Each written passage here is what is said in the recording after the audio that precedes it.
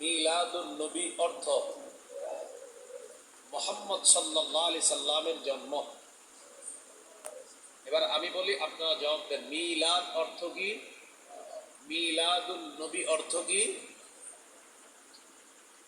4 number কথা, নবীর জন্মবার কবে, কিবারে জন্ম নিয়েছেন? মুসনাদে আহমদ হাদিসের কিতাব 4 নাম্বার খণ্ড 172 নাম্বার পৃষ্ঠা।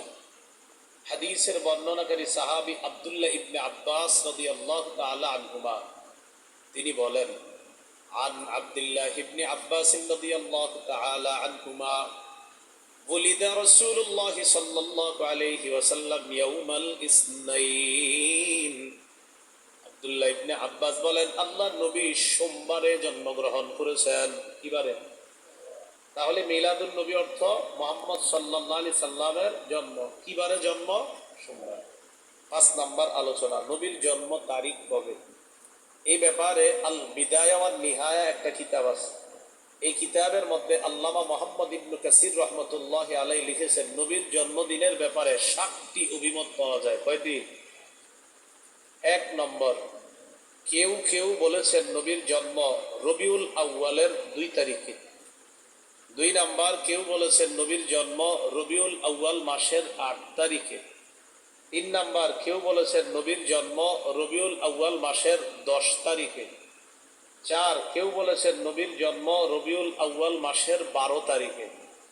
5, কেউ বলেছেন নবীর জন্ম রবিউল আউয়াল মাসের 17 তারিখে। 6, কেউ বলেছেন নবীর জন্ম রবিউল আউয়াল মাসের 8 দিন বাকি থাকতে। 7, কেউ বলেছেন নবীর জন্ম রমজান মাসের 12 তারিখে, 12ই রমজান। এই 7টা অভিমত পাওয়া যায়। প্রত্যেকে তাদের অভিমতের পিছনে দলিল, যুক্তি, প্রমাণ উপস্থাপন করছে। ইবনে কাসির রহমতুল্লাহি আলাইহি এই 7টা অভিমতের মধ্যে উনি আবার প্রমাণের আলোকে 4টা অভিমতকে খণ্ডন করে 3টা অভিমত তার কিতাবে আলোচনা করছেন। বলেন তো, 7টার মধ্যে 4টা অভিমত বাদ দিলে থাকে কয়টা? 3টা। 2, 8, 12। বলেন কত? 2, 8, 12। 2 তারিখে নবীর জন্ম। এই ব্যাপারে বর্ণনাটি এমন, উলিদা রাসূলুল্লাহ সাল্লাল্লাহু আলাইহি ওয়াসাল্লাম ইয়াউমাল ইসনাইনি লিলাইলাতাইনি খালাতা মিন শাহরি রবিউল আউয়াল। আল্লাহ রসুলের জন্ম রবিউল আউয়াল মাসের 2 তারিখে। এই বর্ণনা যারা করেছে এর মধ্যে এক ব্যক্তির নাম ওয়াকিদি। ওয়াকিদি এই বর্ণনার সূত্রে আছে, তার নাম ওয়াকিদি। সূত্র কারে কয়? কেউ আপনি এই কথা কই শুনছেন? কয় উত্তর পাড়ার আব্দুর রহিমের কাছে। আব্দুর রহিমে কই শুনছে? কয় দক্ষিণ পাড়ার আব্দুল করিমের কাছে। এটারে কয় সূত্র। এটারে কি কয়? তুমি যে কথাটা বললা, কথার সূত্র কি? এই সূত্রর আরবি হলো সনদ। বলেন সূত্র আরবি কি? তো সনদ এটা মুখস্থ রাখার দরকার নাই, সূত্র মুখস্থ রাখেন। যিনি বলেছেন রবিউল আউয়ালের 2 তারিখে নবীর জন্ম, এই সূত্রে একজনের নাম আছে ওয়াকিদি। এখন এই ওয়াকিদি বর্ণনা করেছেন নবীর জন্ম রবিউল আউয়াল মাসের 2 তারিখে।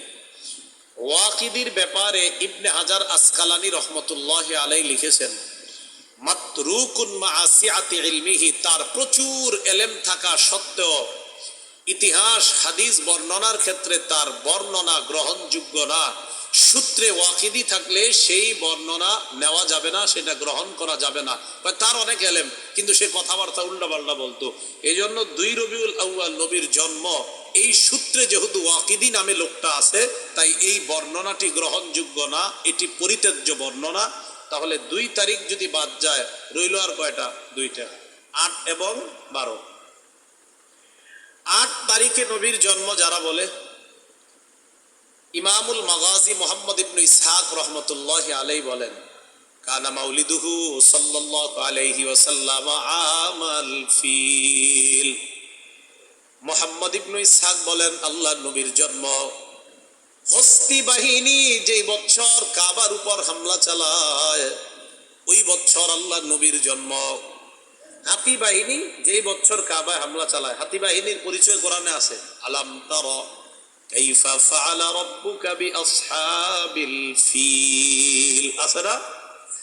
এই যে হাতি বাহিনী কাবার উপর হামলা চালিয়েছে, এই হাতি বাহিনী হামলা চালানোর পর আল্লাহ জানেন যে তাদেরকে ধ্বংস করেছিলেন। একদল পাখি পাঠাইছিলেন আল্লাহ, কি নাম? না, আবাবিল নামে কোনো পাখি নাই। আমি বলাইছি এই কারণে যাতে ভুলটা ভাঙে আপনাদের। পাখির নাম কি? ছোটবেলা থেকে শুনছেন আবাবিল, আজকে থেকে ভুলে যান। পাখির নাম আবাবিল কথাটি সঠিক না। আবাবিল এই শব্দটি ইব্বিলুনের বহু বচন। ইব্বিলুন এক বচন, বহু বচন আবাবিল। এর অর্থ ঝাঁকে ঝাঁকে। আল্লাহ যে পাখিগুলা পাঠাইছে তারা ঝাঁকে ঝাঁকে আসছে। কোথায় ঝাঁকে ঝাঁকে আর নাম বানায় ফেলছেন আবাবিল। বলেন সবাই, আবাবিল পাখির নাম না অর্থ ঝাঁকে ঝাঁকে বানাই দিছে আবাবিল? অনেক সংস্থার নামও আবাবিল। এই সংস্থা আমি জিগে এটার নাম রাখছেন কি লেগা? ওই যে এই পাখি ধ্বংস করছে, কাবা যারা হামলা করতে আসছে তাদেরকে ধ্বংস করছেন। কইলাম আপনার কি কইছি এটা পাখির নাম? আল্লাহ বলছেন ওয়ারসালা আলাইহিম তায়রা, আল্লাহ তাদের উপর পাখি পাঠাইছে আবাবিল, ঝাঁকে ঝাঁকে। আল্লাহ তাদের উপর পাখি পাঠাইছে ঝাঁকে ঝাঁকে, নাম দিয়ে দিয়েছেন আবাবিল। মানে কে যে দিয়ে দিছে বাস প্রসিদ্ধ হয়ে গেছে। তাহলে মনে রাখবেন, যাক একটা কইয়া আর একটা শিখে ফেলছি। তাহলে আবাবিল কিসের নাম না? পাখির নাম না। বলেন পাখিরা ঝাঁকে ঝাঁকে আসছে। বলেন পাখিরা কিভাবে আসছে? তাহলে আবাবিল অর্থ কি? বলেন সবাই, আবাবিল অর্থ কি? আরে এতদিন যারা ভুল বলতেন এরাও বলেন আবাবিল অর্থ কি? মাথায় এই নিয়ত রাখেন না, হুজুর আমনের ডাম নেখন, আমরা আগে জিরে জানছি এরকম এই নিয়ত থাকলে উঠে যান। কারণ আমনের বয়ান শুনে লাভ হবে না। বয়ান মানি হলো এখানে আমার ভুল ধরা হবে, আমার ভুল সংশোধন হবে। ভুল যদি থাকে আমার ভুল সংশোধন করে আমি সঠিকটা শিখে এরপর আমল করব ইনশাআল্লাহ। আসলে এই মানসিকতা নিয়ে বসছেন নি? তাহলে শেষে দেখেন কি কি আসতেছে, কত বিষয় আসবে ইনশাআল্লাহ। হ্যাঁ, তো হস্তি বাহিনী কাবার উপর হামলা চালাইছে যেই বছর, ওই বছর আল্লাহর নবীর জন্ম। হাতি বাহিনী কাবার উপর হামলা চালানোর জন্য আসছে যেদিন, এর 50 দিন পর আল্লাহর নবীর জন্ম হয়। সুবহানাল্লাহ। তাহলে হাতি বাহিনী কাবায় হামলা চালানোর কয়দিন পর নবীর জন্ম? এখন আমরা তারিখ খুঁজবো, কাবার উপর হামলা চালাইছে কয় তারিখে, তাইলে নবীর জন্মটা বের করা সহজ। মুহররম মাসের 13 দিন বাকি থাকতে হস্তি বাহিনী কাবার উপর হামলা চালায়। কোন মাসের কতদিন বাকি থাকতে? তাহলে মুহররমের 13 দিন পাওয়া গেলাম। মুহররমের পরের মাসের নাম কি? সফর। সফরের 29 দিন যদি নেন তাহলে 29 আর হলো মুহররমের 13। 29 আর 13 কত হয়? 42। 42 থেকে 50 হইতে আরো কয়দিন লাগে? সফর মাসের পরের মাসের নাম কি? রবিউল আউয়াল। এখন রবিউল আউয়ালের 8 দিন নেন, কত হয়? 50। তাহলে 50 দিন পর রসুলের জন্ম, মানে 8ই রবিউল আউয়াল নবীর জন্ম। তাহলে কাবার উপর হস্তি বাহিনী যে বছর হামলা চালায় এর 50 দিন পর নবীর জন্ম। আর এই 50 দিন পর হিসাব করলে যে তারিখটা বের হয় সেটা হলো 8ই রবিউল আউয়াল। কত? 12 তারিখেরটা বলতেছি।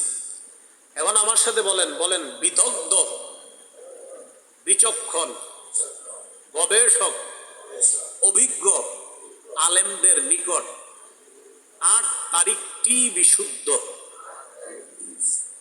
12 তারিখটি প্রসিদ্ধ। ওটা বাংলা শিখলাম দুইটা।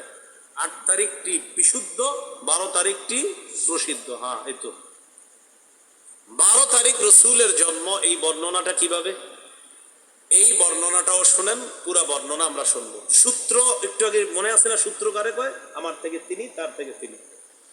ওলিদা রাসূলুল্লাহ সাল্লাল্লাহু আলাইহি ওয়াসাল্লাম ইয়াউমাল ইসনাইনিস সানি আশারা মিন শাহরি রবিউল আউয়াল। আল্লাহ নবী 12ই রবিউল আউয়াল জন্মগ্রহণ করেছেন। বর্ণনা 12ই রবিউল আউয়াল নবীর জন্মগ্রহণ। এই বর্ণনাকারী যিনি, তার নাম আফফান। বলেন কি নাম? তাহলে আমরা আফফানের সূত্রে জানলাম নবীর জন্ম 12ই রবিউল আউয়াল। প্রশ্ন, আফফান আপনি কোত্থেকে জানলেন? তো আফফান যার থেকে জানছে তার নাম হলো সাঈদ। বলেন কি নাম? ওই যে সাঈদ থেকে আফফান জানছে, আর আফফান আমাদেরকে জানায় দিচ্ছে। তাহলে ওস্তাদের নাম সাঈদ, ছাত্রের নাম আফফান, আর আফফান আমাদেরকে জানায় দিছে নবীর জন্ম 12ই রবিউল আউয়াল। তাহলে দুই ব্যক্তির নাম জানলাম। আফফান, বলেন তো আফফান যার থেকে বলছে তার নাম? এখন দেখেন এই আফফান তিনিও একজন গ্রহণযোগ্য ব্যক্তি হাদিসের ক্ষেত্রে। বুখারী মুসলিমে তাদের হাদিস গ্রহণযোগ্য। আবার সাঈদ যিনি, তার বর্ণনাও বুখারী মুসলিমের শর্ত অনুযায়ী তাদের হাদিসও গ্রহণযোগ্য। তাহলে এই দুই ব্যক্তি সূত্রে থাকার পরেও এই হাদিসটি কেন শুধু প্রসিদ্ধ হবে, বিশুদ্ধ কেন না? গ্রহণযোগ্য দুজন। আফফানও গ্রহণযোগ্য এই সূত্রে, যেই দুইজন। আবার উস্তাদ সাইদও কি গ্রহণযোগ্য? তো বর্ণনা কেন গ্রহণযোগ্য না? মন দিয়ে শুনেন। উস্তাদ সাইদ যিনি, তার মৃত্যু হয়েছে 110 হিজরিতে, আর ছাত্র আফফান যিনি, তার জন্ম হয়েছে 134 হিজরিতে। দেখি কি বুঝছেন? ওস্তাদের মরণ হয়েছে 110 হিজরিতে, ওস্তাদ মারা যাওয়ার 24 বছর পর